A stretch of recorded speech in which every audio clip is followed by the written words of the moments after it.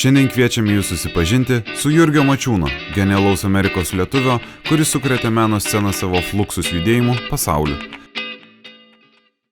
Kaip ir daugeliui tuometinių žmonių, gyvenimas per Antrą pasaulinį karą tapo sujauktas ir Jurgio šeimai teko skubiai pasitraukti į Vokietiją, o iš ten 1948 metais į JAV, Long Islandą, New York City. Mačiūnas pradėjo domėtis menu, studijavo grafinį dizainą ir architektūrą, tačiau tai buvo tik ledkalnio viršūnė. Persikelkime į 6-ąjį dešimtmetį, kai į sceną įsiveržė Fluxus. Lotiniškas žodis Fluxus reiškia tekėjimą.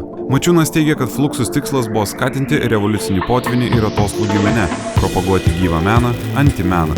Šis judėjimas nesiekė aukštų standartų, jo esmė buvo sugriauti barjerus tarp meno ir gyvenimo. Mačiūnas parašė manifestą, kuris buvo tarsi revoliucija prieš snobiškas meno taisyklės.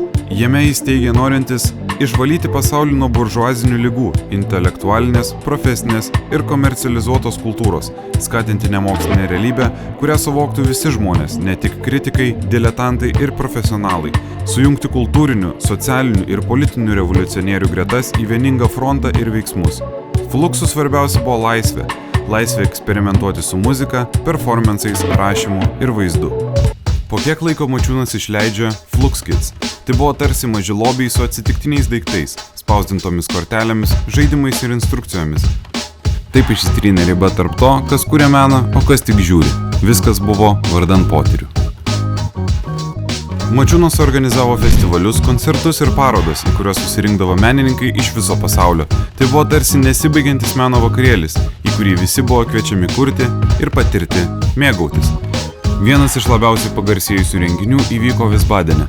Tai buvo Mačiūno interpretacija Filipo Kornerio Piano Activities, kurio partitūroje grupė žmonių buvo prašoma groti pianinu, tiesiogiai liečiant, daužant, mėtant įvairius pašalinius daiktus ant pianino stygų, daužyti pianiną, vilkti per stygas įvairius daiktus.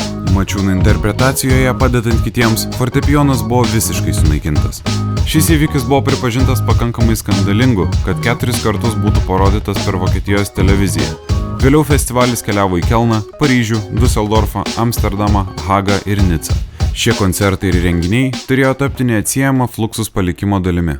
Mačiūnas buvo ne tik vakarėlių scenos dalyvis, jis taip pat buvo vizualinis vedlys, kūrė plakatus, skrajutes ir kitus dalykus, kurie turėjo visai kitokį skonį.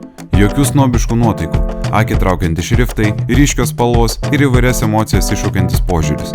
Mačiūnas siekia įgyvendinti savo užsibrėžtus tikslus, parodyti menininko neprofesionalų statusą, jo nereikalingumą ir visapusiškumą, ir tai, kad bet kas gali būti menas ir bet kas gali tai daryti.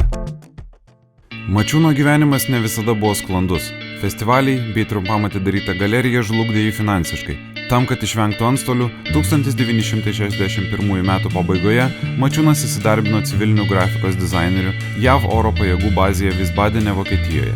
Deja, po metų kovos ligoninėje 1978 metais jis mirė nuo vėžio, tačiau jo palikimas ir idėjos gyvuoja toliau.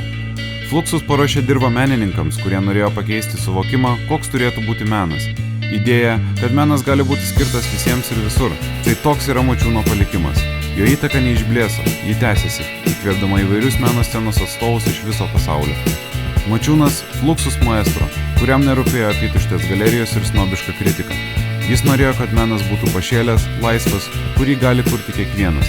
Jo palikimas – tai priminimas, kad menas neapsiriboja prabangiais rėmais ir prašmatniomis salėmis. Jis yra aplink mus ir laukia, kol prisijungsime prie jo sukūrimo ar tiesiog jo mėgausimės. Ačiū, kad žiūrėjote. Mums taip pat labai padėtų, jeigu paspaustumėte patinka, prenumeruotumėte mūsų kanalą ir pasidalintumėte šio video su savo draugais. Ačiū.